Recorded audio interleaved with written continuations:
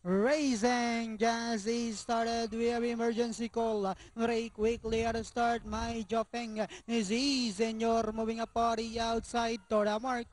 My boy Paulo. And on the outside comes Pride of Rosario.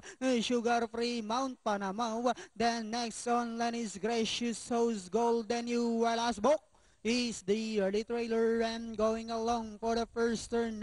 We have My Jopeng by our link and Ihapa. To the mark is right behind in second. Sugar Free is racing in third. Alongside comes Senor. Pride of Rosario now moving up to take fifth.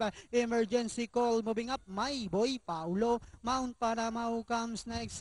Then followed by Golden New Gracious Host. While as book still racing in 11th. And at the far turn, the lead now belongs to Senor by about 2 lengths. My Jopeng in second.